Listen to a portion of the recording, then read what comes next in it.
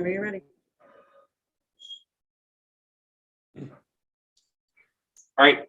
Good afternoon, everyone. Welcome to the Lake Bluff Elementary District 65 Board of Education special meeting for February 15th, 2022. And may we have a roll call vote, please? Yes, Andy Duran. Present. Mark Berry. Present. Lauren Hirsch. Present. Amy Collin Donahue. Present. Tim Penich. Present. Ann Hill. Present. Carrie Steinbach. Present. Okay, we're all here. Let's stand for the pledge. Allegiance to the flag of the United States of America, to the republic, one nation, under God, indivisible, with liberty and justice for all. All right, we will now move into the public comment portion of our agenda. For context, at every Board of Education meeting, we offer two options for public comment. One at the beginning of the meeting and one towards the end. We welcome comments from our staff, parents, and constituents during this time. If you'd like to make a comment, you may do so by approaching the front of the room here in person, or if you would like to comment virtually, you may do so by either raising your hand using the Zoom raise your hand feature, or by indicating your desire to speak in the Zoom chat, which actually I think tonight we have disabled. So just use the raise your hand feature if you are remote. Public comment will be limited to 2 minutes tonight, in line with our board policy. As a reminder, this public comment period is a time for members of the public to express their views and to address the board. It is not intended to be a two-way conversation with the board. As such, the board and its members will listen, but will not respond or engage in dialogue. Finally, in full transparency, if anybody who has submitted a written comment this afternoon chooses to speak publicly during the meeting, please understand that your written comment will not be read aloud, but will be included in the public record. And then we have one person in the room to make public comment. So if you'd like to come up and maybe up here so we can see you. And if you just state your name, please, when you start, that would be great.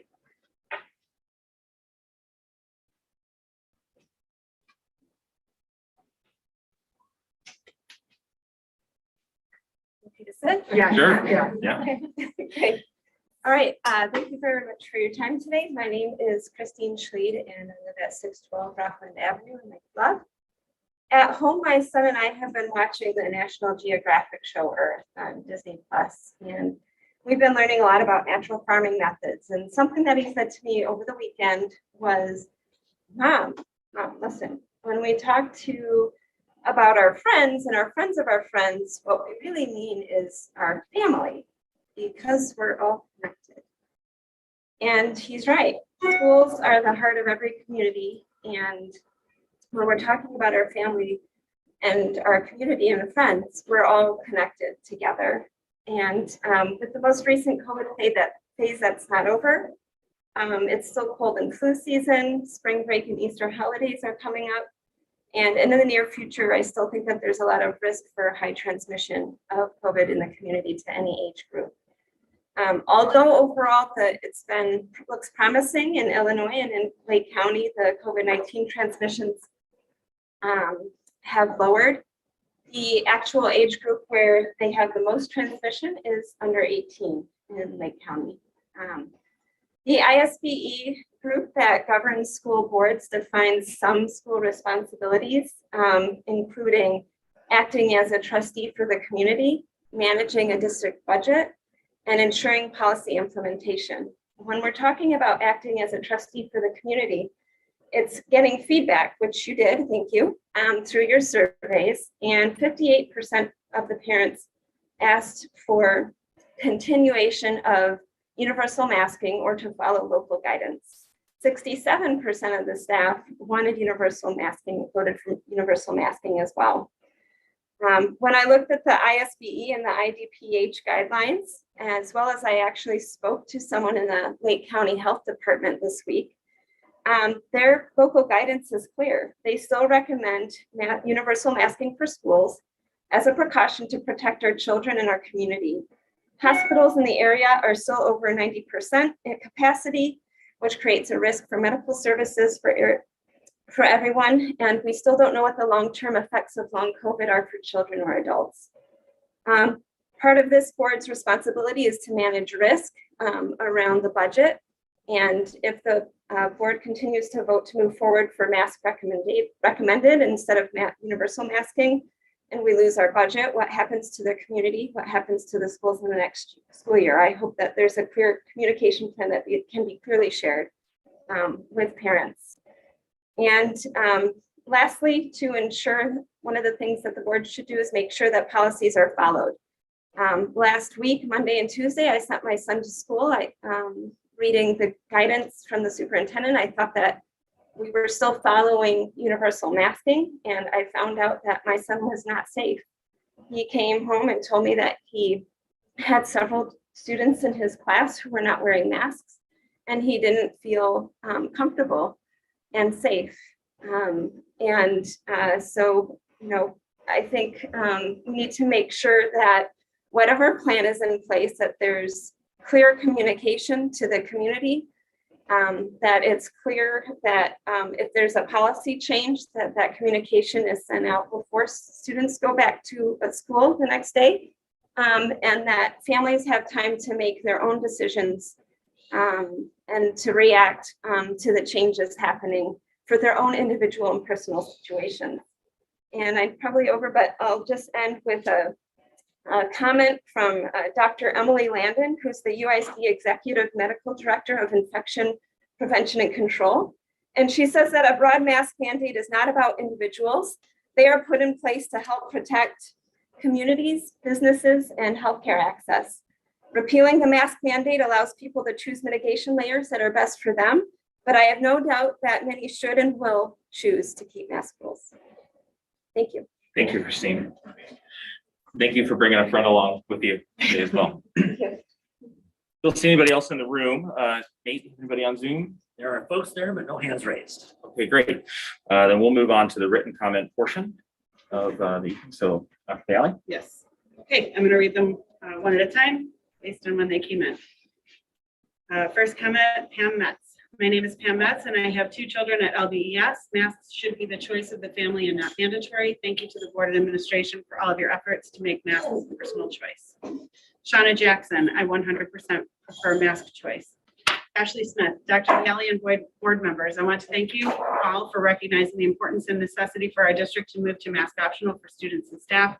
My daughter has come home with a smile from ear to ear. I haven't seen that since first grade before COVID. I have not had questions of what the weather will be and if it's too cold for a mask break. No one has had a headache. No one has said they don't want to go to school. My children are happy and smiling. Our students and staff deserve the choice to work and learn in an environment that is going to be comfortable for them, as well as provide them the opportunity for their greatest success. Listening to the last board meeting, something stuck out that Jay Kahn said, the district will need to hire a new speech pathologist and occupational therapist. And why are those positions needed? COVID, masking, lack of interaction, lack of socialization, lack of being able to touch and use the materials, and simply the lack of being able to be a kid. The district is bearing witness to these consequences, and children can no longer be put in an environment that lacks in so many areas they need and deserve.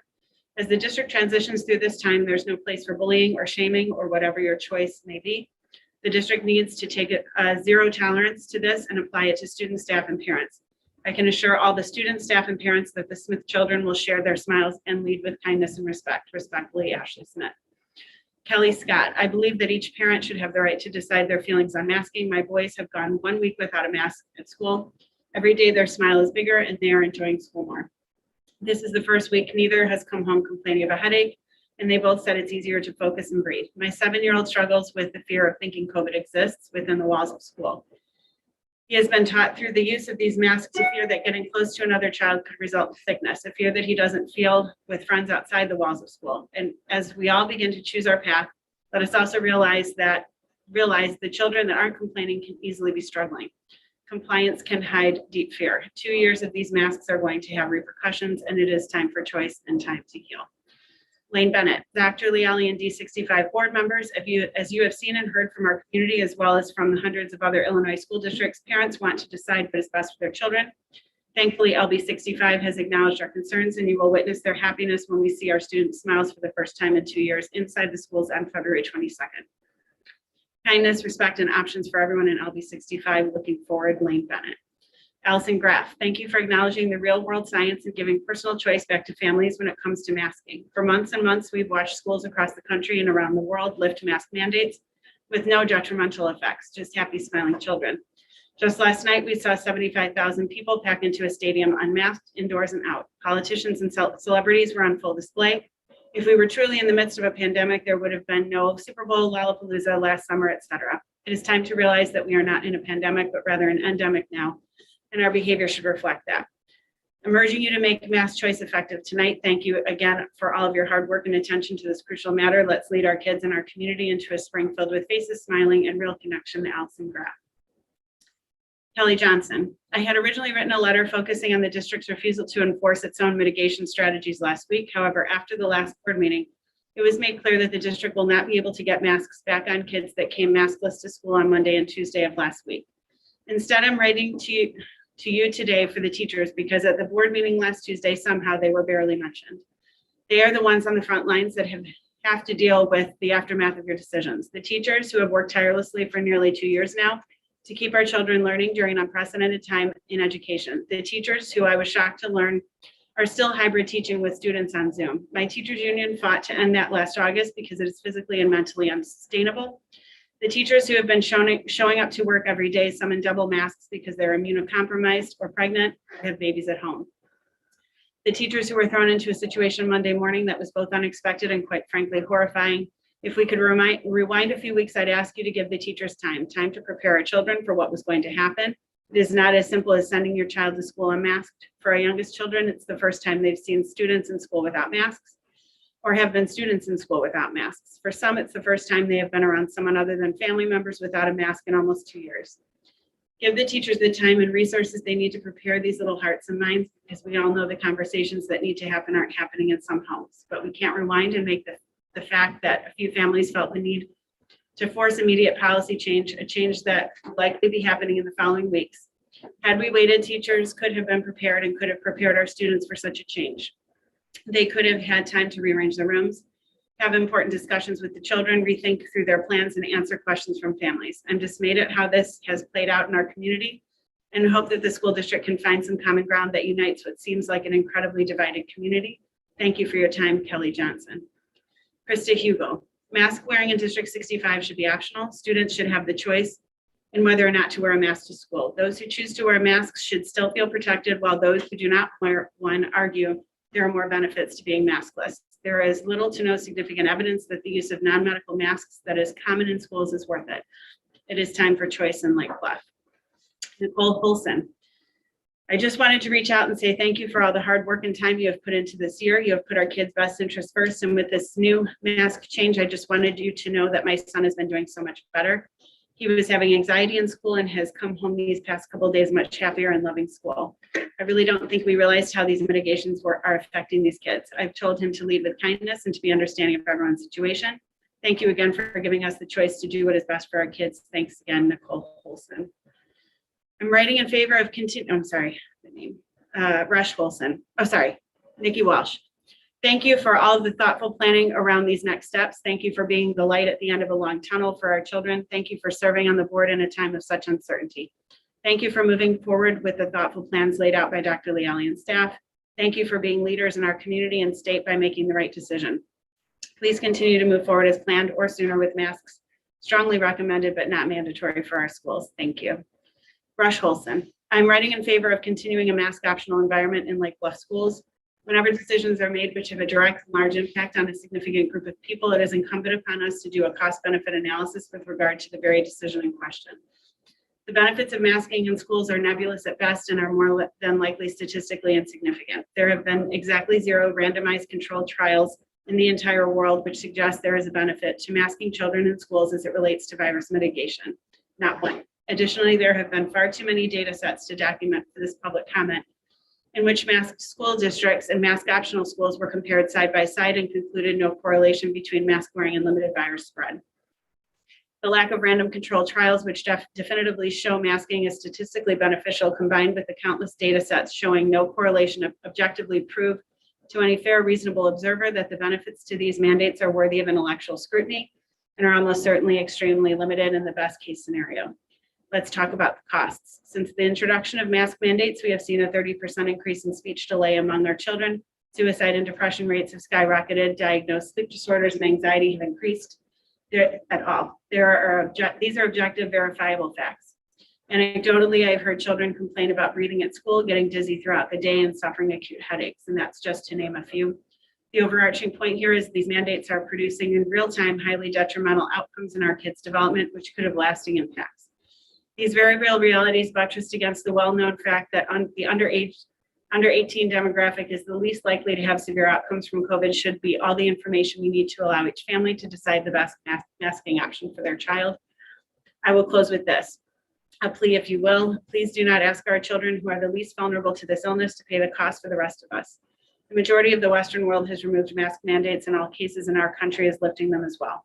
Even here in Illinois, we will soon be able to go to the most crowded bar with terrible ventilation for hours, while some would have our children continue to be forced to wear masks in school. In what world is that fair? If someone wanted to call that cruel, I certainly would not argue with them. Liz Mayer.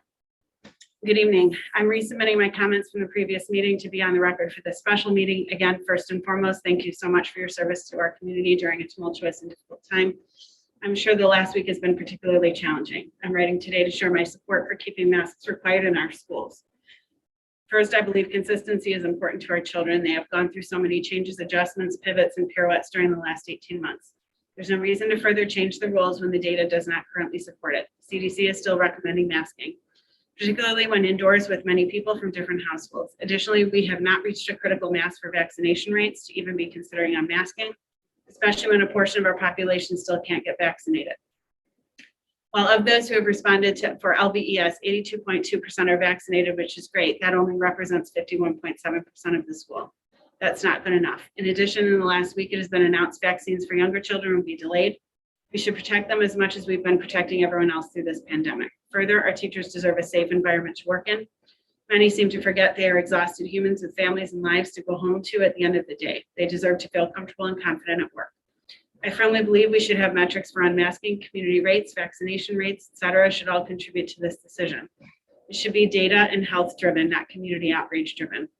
We should be teaching our children kindness, compassion, and empathy during difficult times, not that throwing a fit gets you what you want at the detriment of others.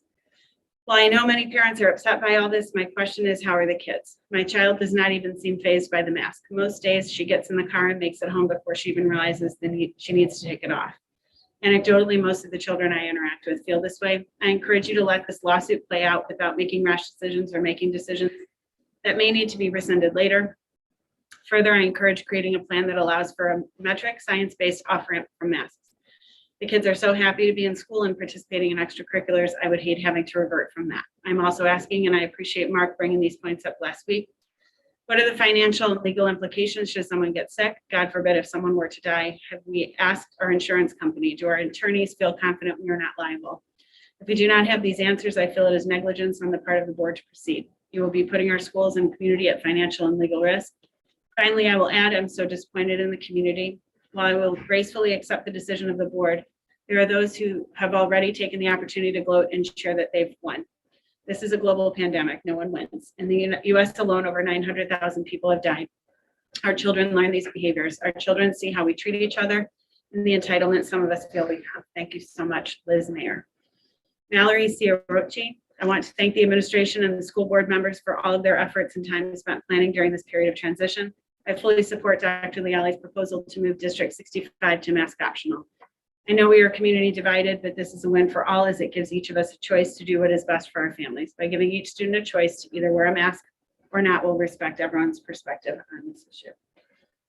Thank you, Dr. Leali. Thank you for everyone who submitted a written comment. Just so you know, the board does take those seriously. The board reads those oftentimes in advance of the meeting, including earlier today when we had access to those. So while they were read quickly here today, we have spent time going through those before the meeting. So thank you again.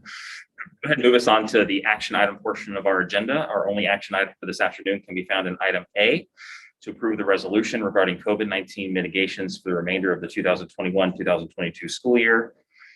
We will open this up for discussion, but first, please bear with me while I read the resolution in its entirety, and it is long. I'll begin. Whereas the Board of Education of Lake Bluff School District 65, Lake County, Illinois, hereinafter the school district, adopts this resolution regarding COVID-19 mitigations for the 2021-2022 school year. And whereas the COVID-19 global pandemic has impacted all aspects of life in the state of Illinois, And whereas nowhere has the impact of the COVID-19 global pandemic been felt as significantly as in the delivery of educational services, programs, and activities to children attending public schools in the state, including the schools of the school district. And whereas the Board of Education of the school district desires to authorize the superintendent to prepare, amend, and implement plans for COVID-19 mitigations and the phase-out removal of said mitigations to support in-person learning. And whereas, because the challenges presented by the ongoing COVID-19 pandemic are uncertain, unpredictable, and ever-changing, the Board of Education desires to provide the superintendent with maximum support and flexibility regarding the COVID-19 mitigations for the remainder of the 2021-2022 school year. Now, therefore, be it resolved by the Board of Education as follows. Number one, incorporation of recitals. The foregoing recitals are set forth as though fully set forth herein. Number two, authorization to develop and implement plans. The superintendent is authorized to develop plans and procedures for COVID-19 mitigations, including but not limited to a plan to phase out and or remove COVID-19 mitigations for the remainder of the 2021-2022 school year. 2A, provision of information to board. The superintendent will periodically inform the Board of Education regarding the development, amendment, and implementation of such plans and procedures, including but not limited to the phase out removal of COVID-19 mitigations. 2B, considerations for planning. In developing the plans and procedures, the superintendent should consider the following: health and safety of students, school district staff, and the community, educational and social emotional needs of students, transportation of students to and from school and school-related events, provision of educational programs and services to students, including special education students, English language learners, low-income students, and other special student populations, staffing levels and assignments, extracurricular, co-curricular, and interscholastic athletics, including performances, practices, and competitions, provision of meals to students, technology needs of students and staff for in-person learning, social distancing needs, including room capacity limits and activity or event capacity limits, student and staff ingress and egress and movement throughout the school buildings, use of personal protective equipment, including masks and face shields, screening of staff, students, and visitors for fever and coronavirus symptoms, personal hygiene needs, including hand sanitizer, wipes, hand washing, etc., sanitation and disinfection of school facilities, vehicles, materials, and equipment, back to school events, meet the teacher events, parent-teacher conferences, student assemblies, awards, recognition, graduation ceremonies, etc., staff in service and training, and other considerations deemed relevant by the superintendent. Item 2C, consideration of information and assistance.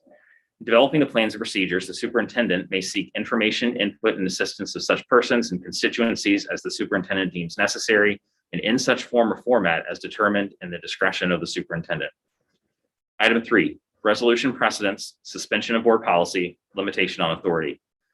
To the extent the authority granted by this resolution conflicts with other Board of Education resolutions or Board of Education policies, this resolution shall govern. Additionally, the superintendent may, upon notice to the Board of Education, suspend any conflicting board policies to the extent necessary to the development and implementation of COVID-19 mitigations and phase out or removal thereof. After receipt of such notice, the Board of Education may take action to restore any board policy suspended by the superintendent.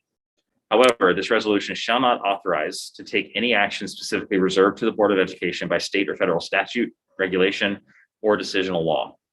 Item 4, expiration of authority. The authority granted by this resolution shall expire upon the completion of the last day of summer school or extended school year in 2022, unless earlier modified or terminated by the Board of Education. So before I ask for a motion, we'll open this up for discussion. If anybody on the board has questions, would like to make a comment or further discuss, now would be the time to do that. If I could, I'd like to provide just a couple of updates too. If that's Sure, okay. please. We did talk at our last meeting about ensuring that our students with significant medical needs were contacted, and we have plans in place for those students and families. All parents that have made requests, we're already in contact with them and either developing or implementing plans currently. So we have made contact with all of those students and are working actively on that. Teachers have been asked to submit any additional equipment, and this is being procured right now. Some of this is like small space filters for people who are in smaller spaces and might not feel like they can spread out, or extra N95 masks. We are investigating opportunities for a KN95 fit clinic with a community volunteer for parents and students who are interested in figuring out how to make sure they're wearing KN95 masks correctly. So we're trying to work on that as well. Spacing is being maintained or increased if we've had parent concerns expressed in the classrooms. Teachers will be universally masked until at least February 28th. And then we'll reevaluate after the indoor mask mandate is lifted at that point. Singing and extracurriculars will continue to be evaluated. So we're looking at choir as something that we might want to continue to look at, or band with regard to masking the instruments, or when kids are in closer proximity. As you know, we're looking at the musicals, so we're kind of taking into account how much space we have and how many kids are in a space before we make a decision about whether or not kids should be wearing their masks. Buses, as you know, continue to require masking until further notice. Situational masking this week has been going really well. We appreciate everyone's cooperation. We will continue to support staff and students with this transition, ensuring that we're being respectful of each other's choices and responsible about our own. And we continue to encourage parents to talk with their children at home about their preference at any given time, or if that starts to shift.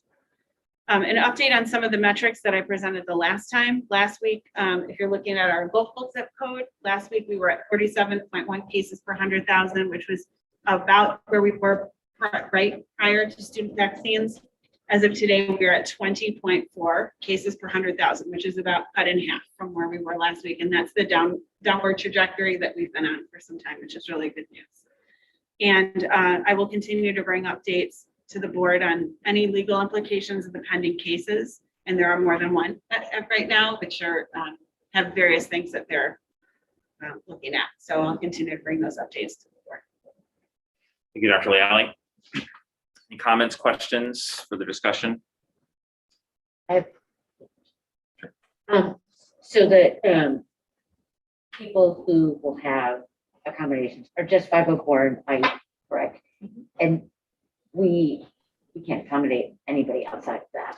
We have been working with families if they feel like they need some additional accommodation. So in terms of like, we're asking for a little bit more space in the classroom. We have been working with families on those kinds of things. We're trying to be really as inclusive as possible, and really ensuring that school is a safe place. And that's what we really want to keep sending that message to our kids, that school, it has been safe for them. It continues to be safe. And, you know, we're also trying to talk with kids about helping them to express for themselves when they're feeling comfortable, and then we work with them as well now.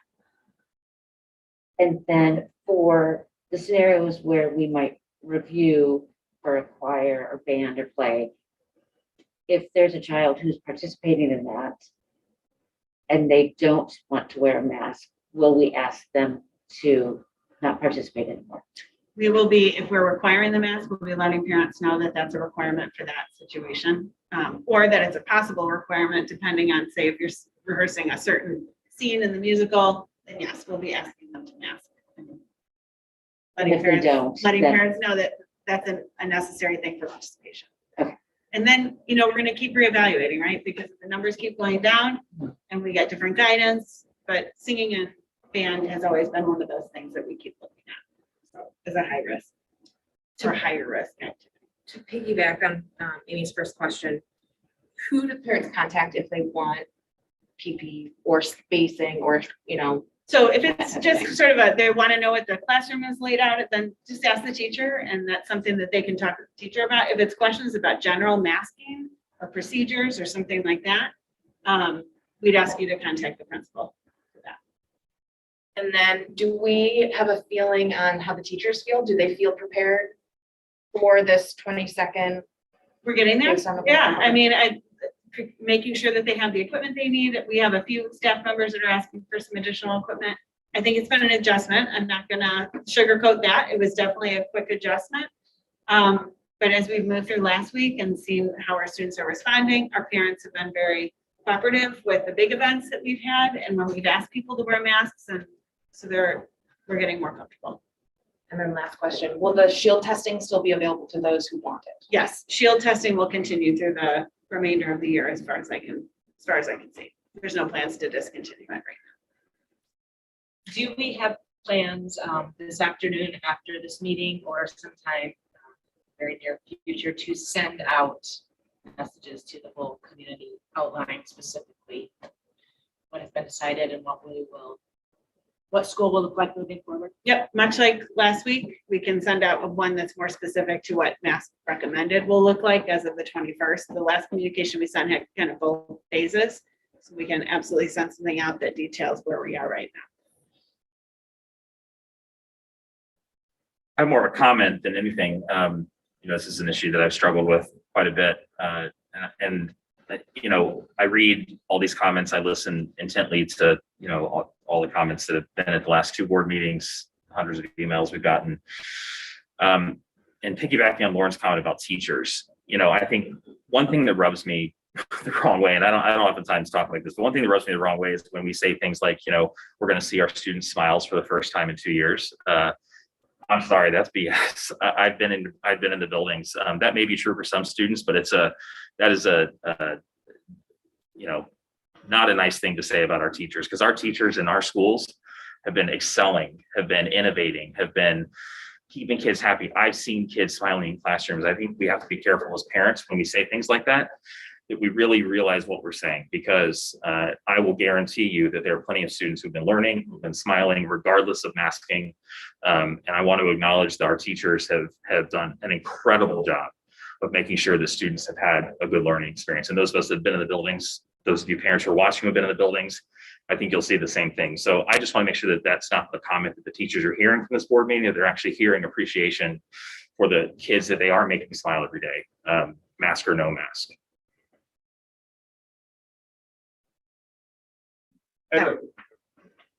Sorry, I have a quick question.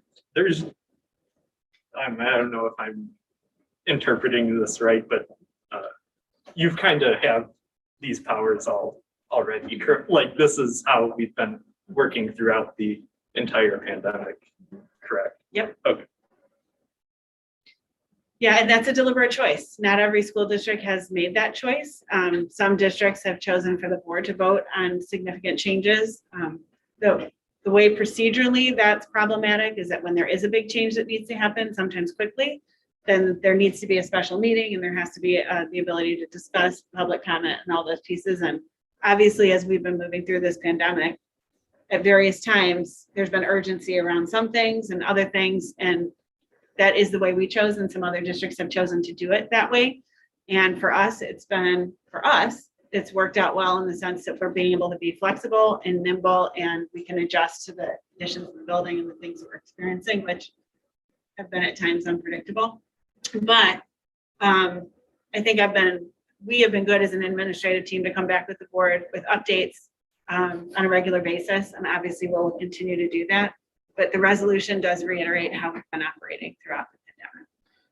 Can I just add to that also, though, that while yes, we've been operating this way the entire time, it was a conscious decision.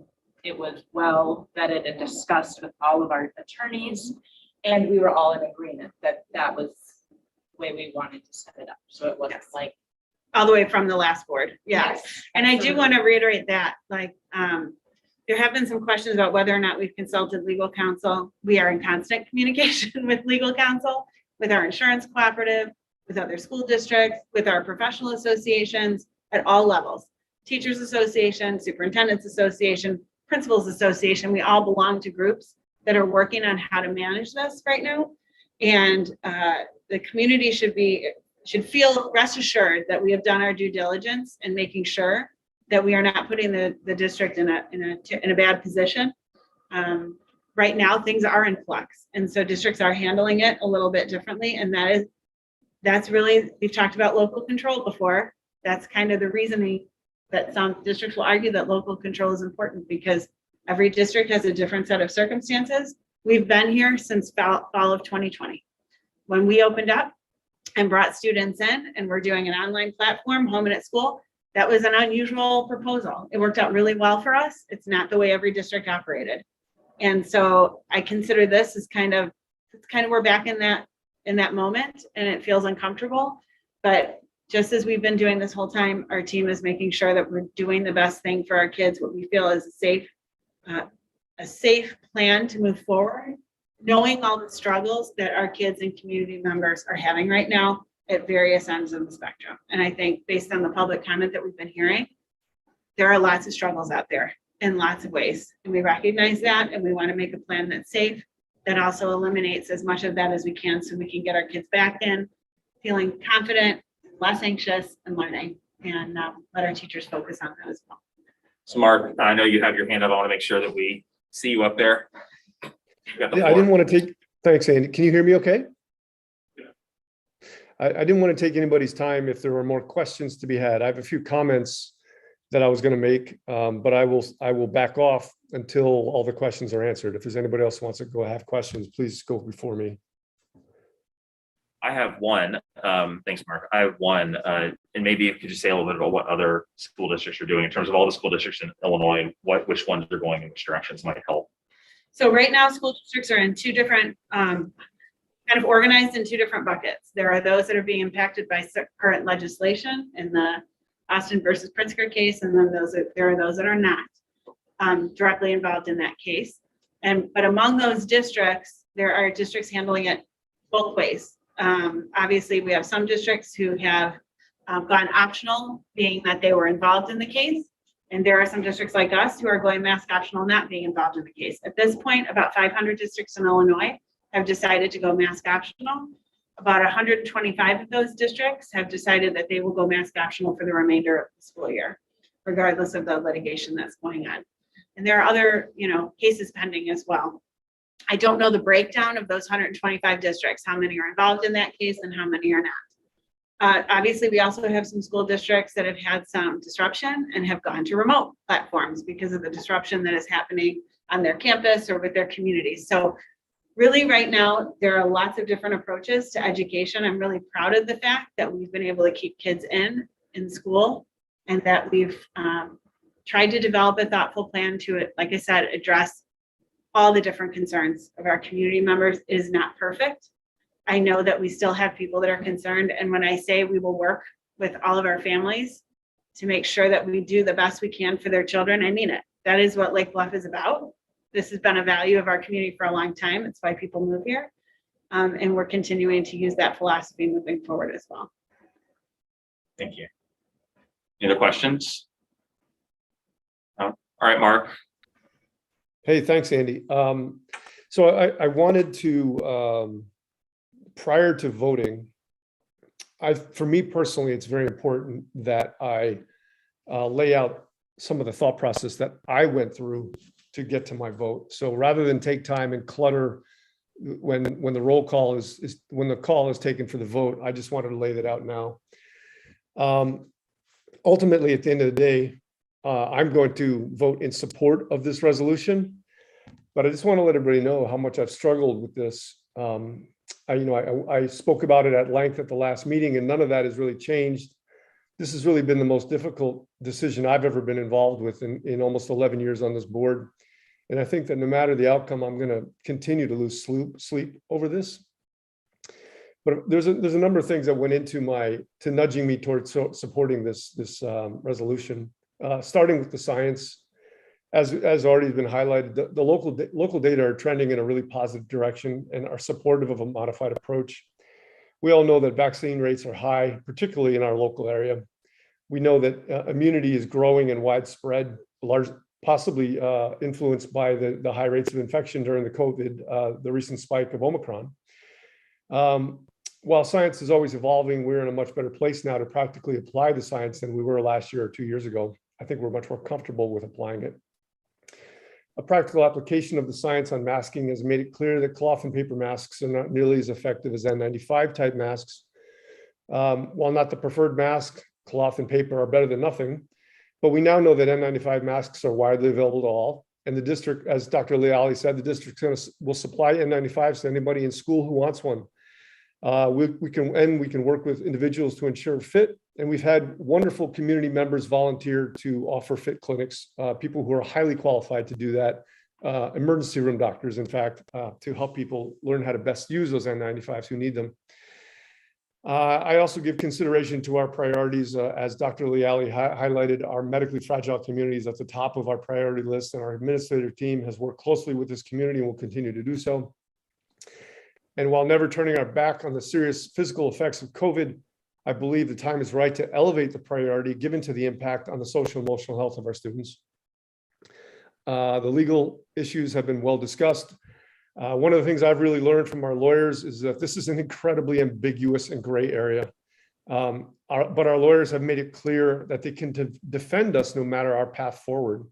It has also been made clear that the circumstances are different for every district in the state, and we must do what is right for Lake Bluff, not because a neighboring district has chosen a different path.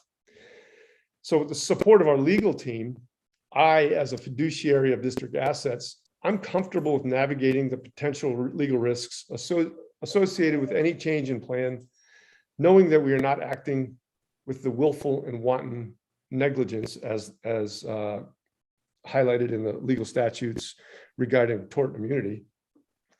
I think there's some precedence here too. We all know that Governor Pritzker's mask mandate has been repealed and is rolling back. We know that school mask mandates are falling across the country in regions that historically have been supportive of very strict mitigation protocols. We're not alone. Many of the districts in Lake County not named in the lawsuit are also moving in this direction. From a practical point of view, we all know that many kids are already unmasking, and I believe strongly that it is wrong to punish kids for the decisions of their parents. I also know that teachers can't effectively teach and police mandates at the same time. That's just not practical. We also know, I also believe that it's just not practical to wait until every last drop of COVID is extinguished, and that will never, as I fully expect that that'll never happen. This is something we're going to have to learn to live with forever.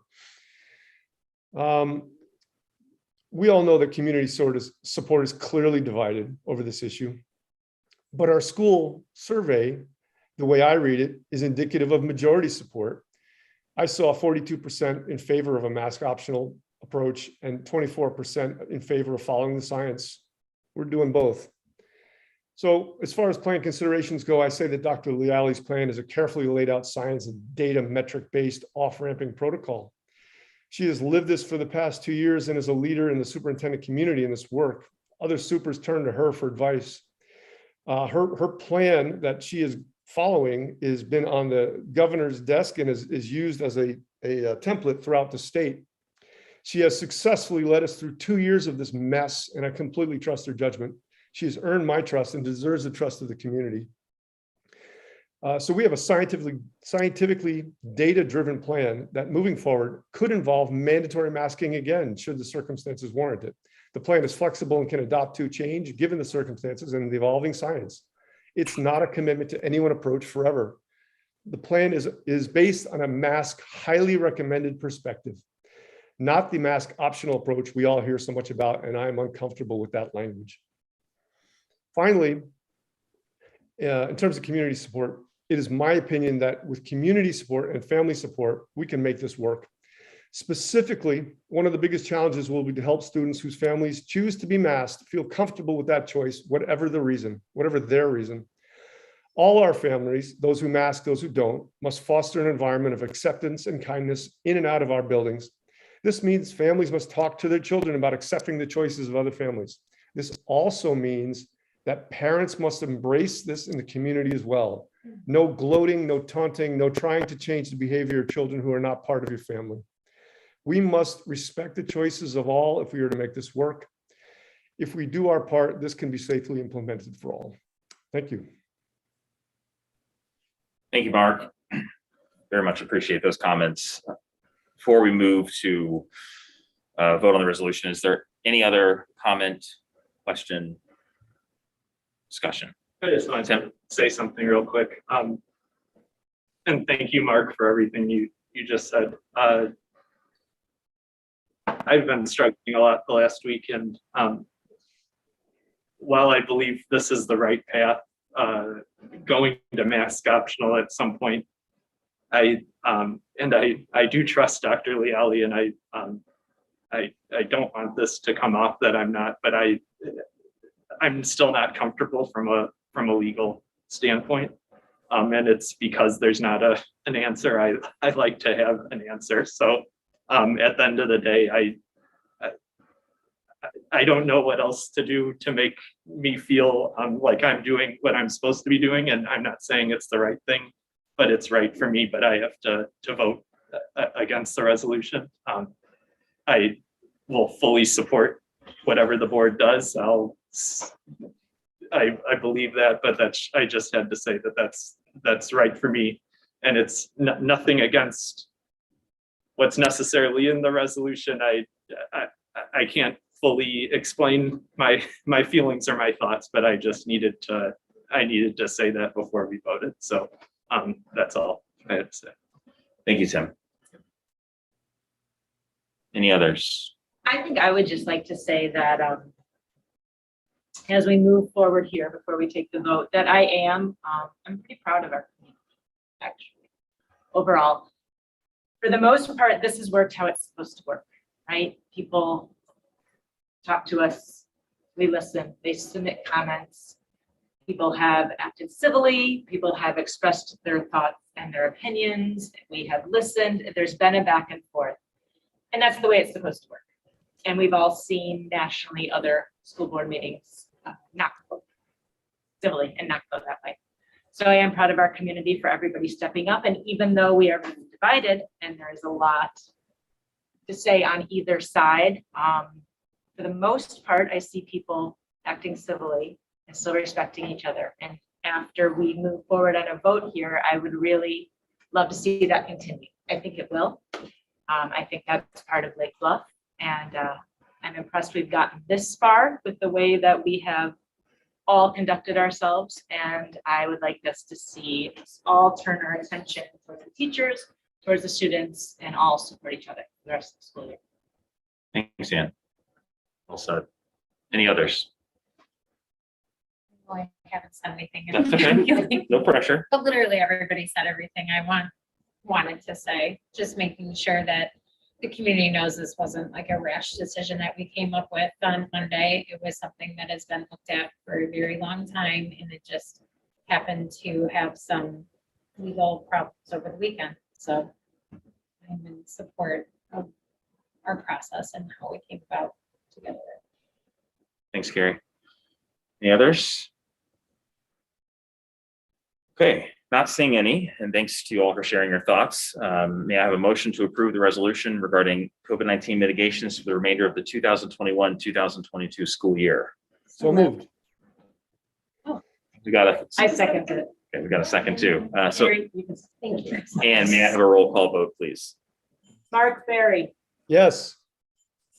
Amy Connell Donahue, Yes. Lauren Hirsch, Yes. Andy Duran, Yes. Harry Steinbach, Yes. Tim Penich, No. Ann Hill, yes. All right, the motion is approved. Thank you very much. Moving on, we are now moving into the second final public comment for this afternoon. As a reminder, all comments will be limited to 2 minutes per person. If there's anyone who'd like to speak, you can raise your hand in Zoom as there's nobody here with us in the room. Not seeing any.